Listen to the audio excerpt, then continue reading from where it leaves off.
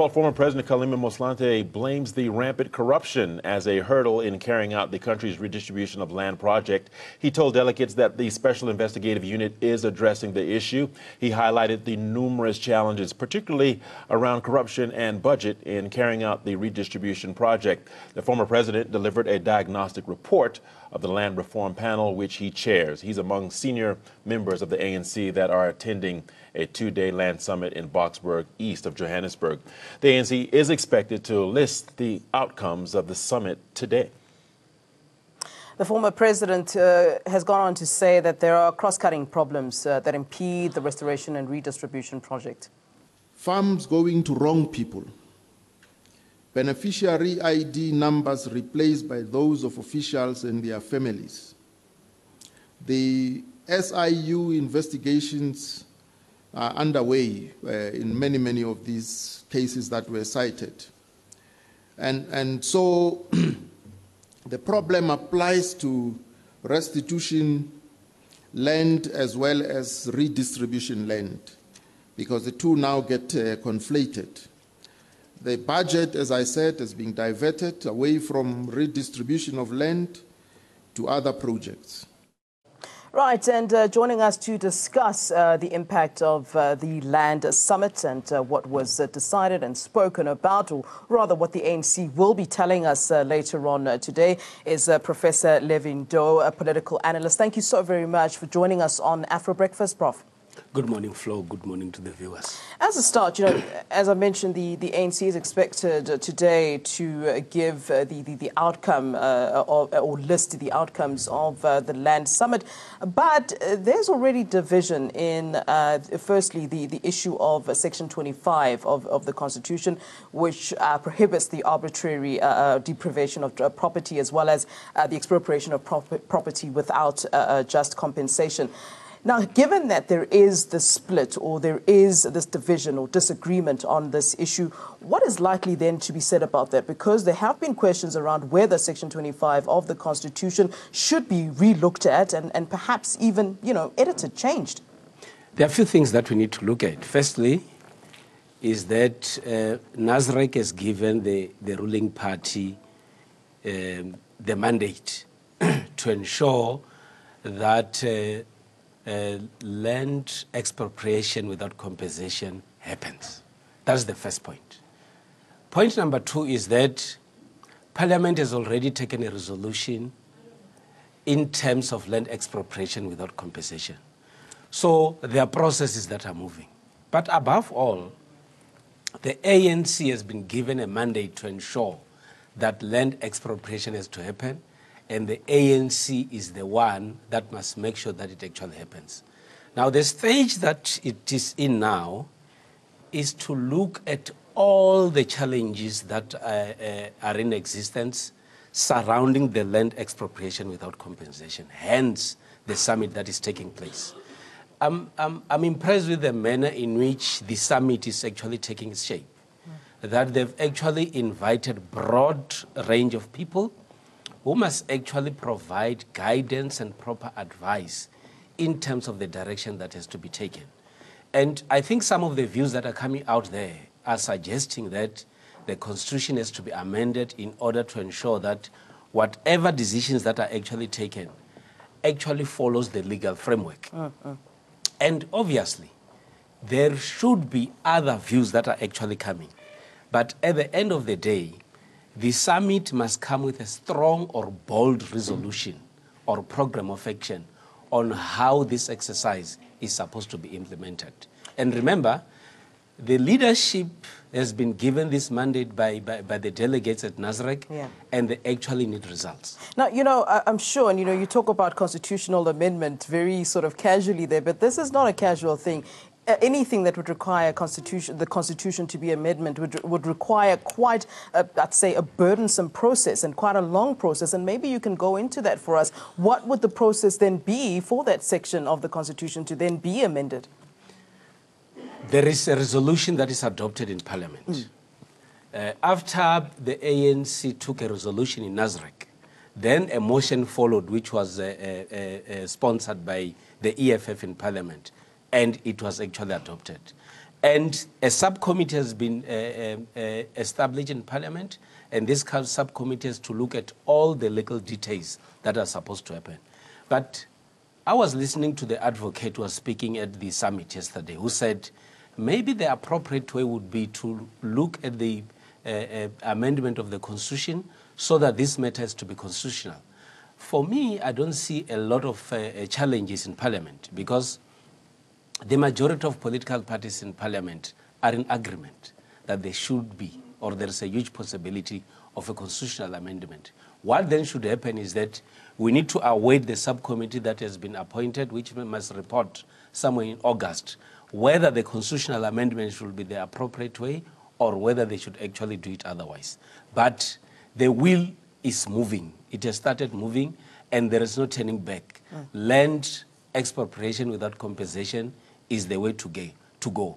Parliament has agreed to it. The ruling party has agreed to it. The only thing left are the different modalities on how to actually implement it. Yeah, and that's the next question, really. I mean, we can talk about the legalities. We can talk about the constitutional amendment. We can talk about the ruling party. We can talk about government having agreed. We can talk about all of that. We can talk about everything in the legal framework. But practically, what are we talking about here? I mean, we're surely not talking about, chaotic sort of land grabs, which we've seen in Zimbabwe, for instance. How will the country manage to do this within, the legal framework? We're not living in a sort of lawless society, a lawless state. So how exactly would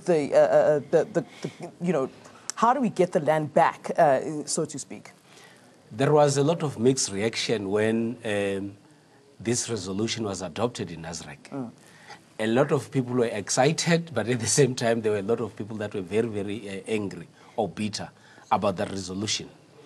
But what I recall as well is the statement by the president in his closing remarks once he was closing the conference, who said that the redistribution of land in South Africa has to be done in an orderly manner.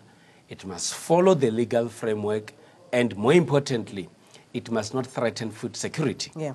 And those are the issues that this summit must actually be able to outline to the general public out there. And you'll recall that immediately after this decision was taken, there were a lot of people who were threatening to actually leave South Africa because they were saying, we might not be safe, our properties might not be safe, and also all the issues surrounding food security. Right. This summit must be able to provide answers and guidelines in relation to this kind of situation. I don't think South Africans would love to see what happened in Zimbabwe, because the manner in which land redistribution was conducted in Zimbabwe did not benefit the former owners of the land, and it also did not benefit those who took the land back.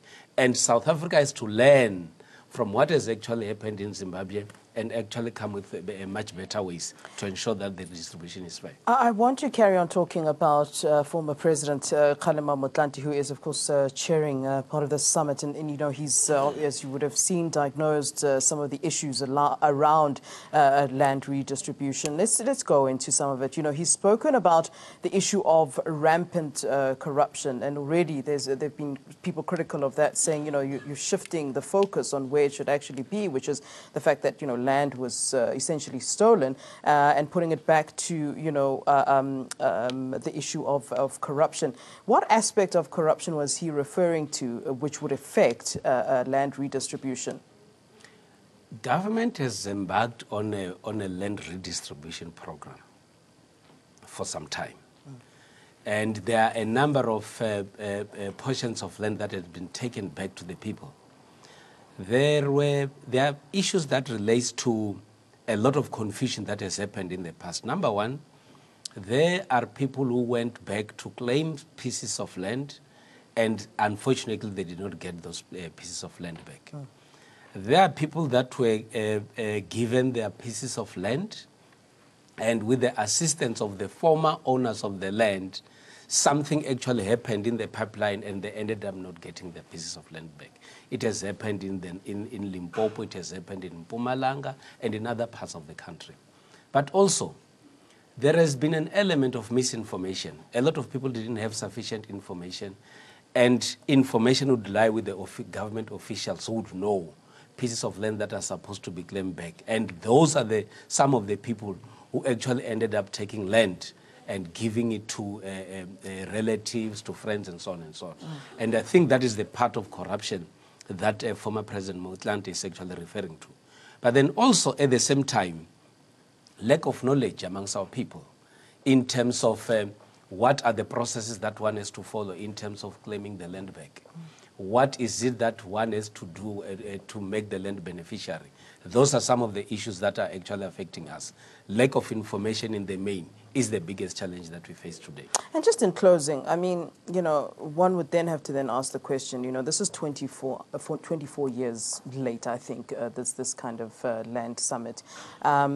Is it then safe to assert or to say that the pre-democracy negotiations which took place prior to 1994 elections were actually a sham, considering that these were the sort of conversations that were supposed to have taken place at that time, because the issue of land has been an ongoing issue, and land was taken a long time ago. I think it's important to look at how the transition from apartheid to democracy took place in South Africa. South Africa went through a negotiated settlement, and at the same time there were a lot of compromises that were made. And if you'll recall, immediately after the 1994 elections, there was an emphasis on reconciliation and nation building. Right. And you would get the leaders who must try their best to balance the two. You wouldn't talk about reconciliation and nation building and at the same time having to quickly turn around and take the land without compensation immediately. The argument that they raise then is that it might affect the economy, it might jeopardize the reconciliation agenda and a number of things. But also at the same time, you need to look at the degree of experience that we had at the time. Yeah. We had a brand new government which had a lot of challenges. Health, education, housing, and the broad issues that were actually affecting the nation. But also, at the same time, you need these critical issues to be addressed. And one must actually indicate that this is one part that government did not take it very, very, very seriously. And that's why now they need to push very hard, being forced by the conference of the ruling party and the opposition parties as well to say 24 years is just too much. We need to do something about the land question in South Africa. All right, interesting conversation indeed. Thank you, Professor, for giving us a sort of clue of what to expect today when the ANC is expected to give its outcome of that land summit. We appreciate your time, Professor. That's Professor Leviando Ndu, who's been taking a close look at the land summit, which is taking place, a 2-day summit. And we thank him, of course, for his time. And, of course, we'll bring you details on that as we get information on it.